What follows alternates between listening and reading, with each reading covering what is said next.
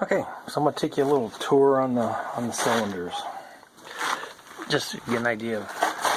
So we're looking down the number. So number 1.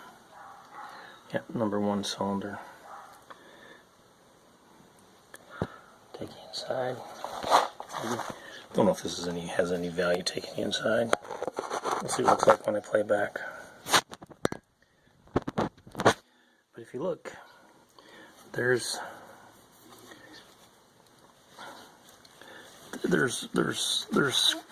I don't want to say it's scuffing, but definitely wear pattern. And this is interesting cross section, cross hatching type looking right there. Cylinder number 2. I do think they look good though. Really not thinking there's much more we need to do with those. I know the light's not great there. Yeah, they don't have ridges on them. They're all pretty smooth.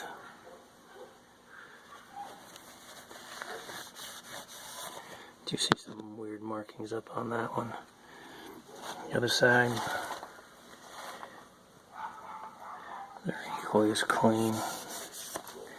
Got a lot of stinging on number 5. I don't know if you can see that too well or not.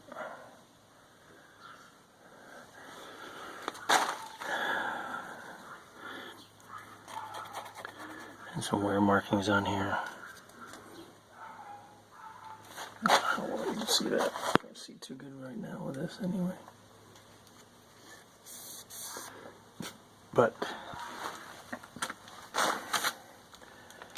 overall, I don't see anything major with those. So I don't think there's a lot to have to do with this engine, with the block.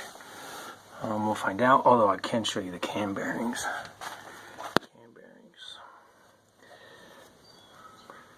It's a lot of wear. I don't know if they were put in badly, but you can see that right. Let's see if I can.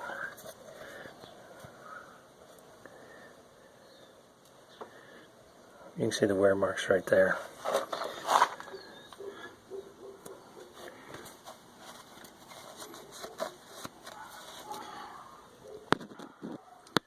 There as well. And then the rear one. So those definitely need to be replaced. Doesn't make sense to do anything, leave them in there, unless you're going super cheap. Can't really afford to go super cheap. Not and use it like I want. Alright, there's a view you don't see every day.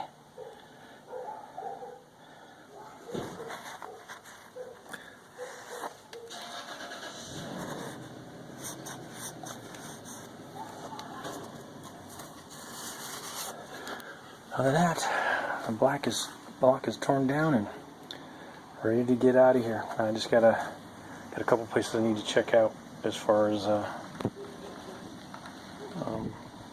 quality of their service, and then we'll get it out of here.